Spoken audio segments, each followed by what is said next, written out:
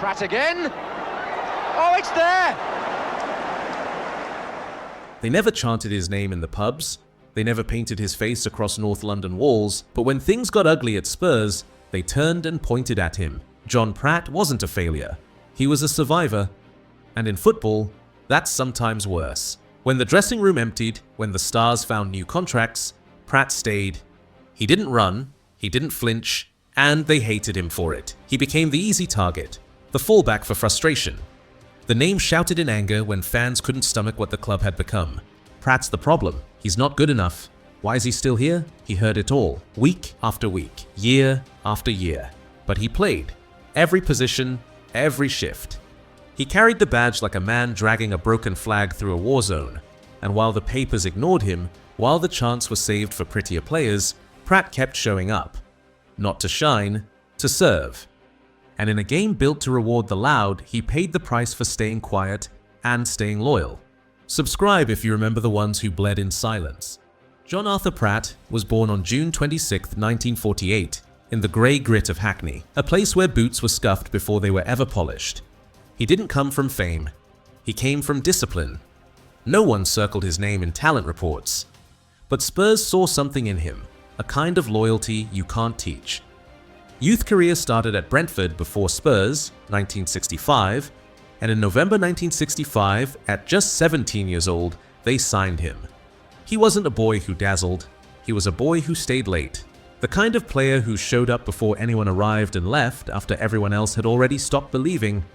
But this was Tottenham Hotspur, and nothing is handed to you at the Lane. He waited, and waited. 4 long years in the reserves. Not one debut, not one chant, just training, just silence. Then the call came. March 24th, 1969, his first senior match. And not just any match, Arsenal, Highbury, North London derby, that was his welcome. Thrown into war, no warm-up, no protection, and he didn't fold. He stood, steady, relentless, wearing the badge like it was woven into his chest. From that night, he was no longer waiting. He was Spurs. They gave him a number, then another, then another, midfield one week, fullback the next. Number 4, number 6, number 11. Whatever was needed, he became it. But in the process of becoming everything, he became invisible. He was filling holes no one praised him for. Others became legends. He became useful.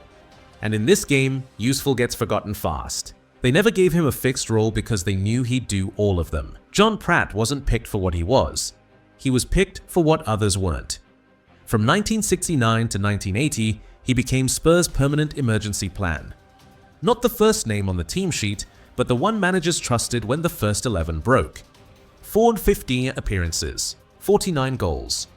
Across midfield, full-back, wing. No position was his, but every position became his responsibility. In 1972, they lifted the UEFA Cup. He was there, working, sweating, covering, but the spotlight didn't look in his direction. 1973 League Cup final, he started, got injured early, subbed off. The winner was scored by his replacement. The newspapers wrote one name. It wasn't his. That's how it always played out. When others demanded clarity, he accepted chaos. When others needed the system to fit them, he adapted to the system. Versatility made him invaluable, then invisible. From 1974 to 1977, Spurs declined. Relegation loomed.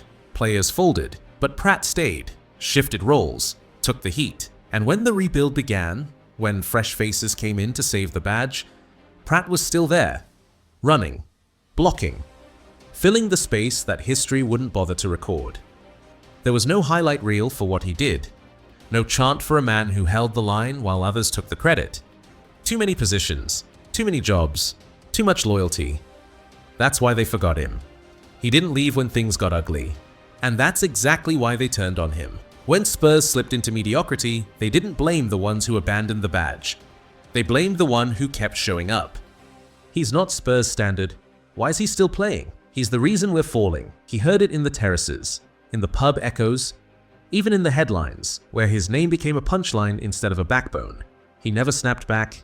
He never raised his voice, because he knew that wasn't his job. His job was to absorb, and he did, for years. Through the drop in form, through the relegation fight, through the boos at White Hart Lane, He kept putting on the shirt for people who had already decided he wasn't worth it. And when asked about it later, all he said was, "I had been getting it in the neck a bit from some of the sections of the crowd." That's all he gave. One sentence. Not bitterness, not blame, just the truth, wrapped in understatement. Because even when they mocked him, he still protected them. Every player waits for that one moment. The night when it's all supposed to make sense. When the years of silence finally pay off. For John Pratt, that moment came in 1973. The League Cup final. Spurs versus Norwich. A packed Wembley. Tension, hopes, flashbulbs. Pratt started the match. After everything, 4 years in the shadows, every shirt number, every position, all the blame he'd carried, this was supposed to be his. The medal, the spotlight, the photos in the papers. But fate had other plans. Barely into the game, he went down, injured, early, gone. The substitution was made. Ralph Coates replaced him. Later, it was Coates who scored the winning goal. And the headlines? They wrote his name.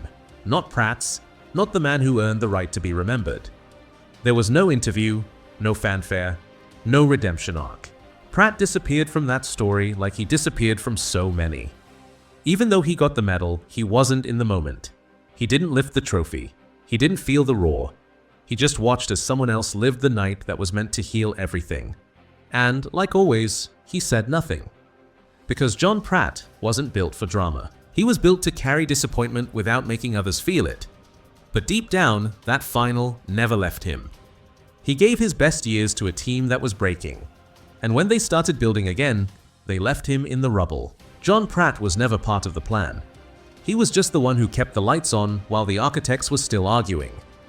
From the early 70s collapse to the 1977 relegation, Pratt was there, covering, filling, enduring. And when the fresh era arrived, Ossie Ardiles, Ricky Villa, Glenn Hoddle, suddenly he was background.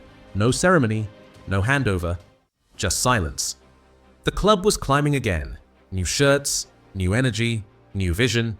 But Pratt, he was still on the pitch, still running, still doing what no one wanted to do. And yet, he was treated like a leftover from the wrong decade. The fans had moved on, the press had stopped calling, the managers started looking elsewhere. He wasn't old, he wasn't finished, he was just part of the furniture they didn't want anymore.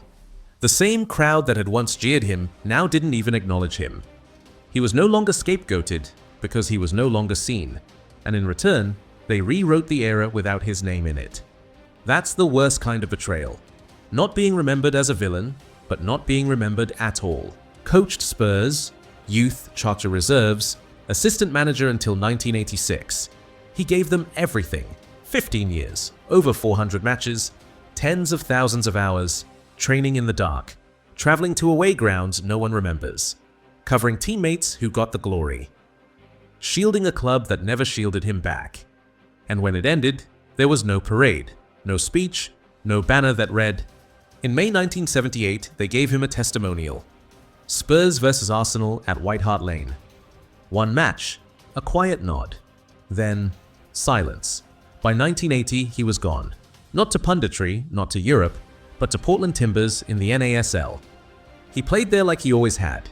Quiet, consistent, essential. 84 matches outdoors, 35 indoors. No headlines, no agents pushing stories. Just football. And when America ended, so did the spotlight. He went home. Not to applause, bravos, but to a job. Window cleaning. Then an asbestos removal business with Mark Falco.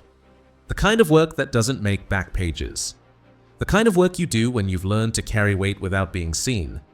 But even then, when Spurs called, he came back. Not to the pitch, to the corridor. Matchday host. Smiling, guiding, shaking hands with fans who didn't know they once booed him, didn't know he'd once covered 5 positions so the club could survive the season. He didn't correct them, didn't ask for credit, he just showed up, like he always had. No documentary, no spotlight, just another hour given to the club that already owed him thousands. By the time they thanked him, the moment was already gone. John Pratt had already spent more than a decade putting out fires that weren't his. And when it was finally time to honor him, the applause felt like an afterthought. They gave him the minimum because he never asked for more. But legacy can't be handed out on a schedule. And respect, when it arrives late, doesn't ring the same. He should have heard it when the crowd was full, when the lights were still on him, when his legs were still carrying the weight no one else wanted. By the time they finally looked his way, he was already standing in the shadows, making sure someone else looked good under the lights. John Pratt is still alive, 77 years old, steady and quiet. He keeps his private life mostly to himself. Family and the quiet hours are for him, not the headlines. And his old teammates still remember. He doesn't appear on TV or sell stories. He doesn't need to. His legacy lives in the miles he ran and the silence he carried. So if you believe the quiet ones deserve their echo, subscribe. Because loyalty like that deserves to be remembered.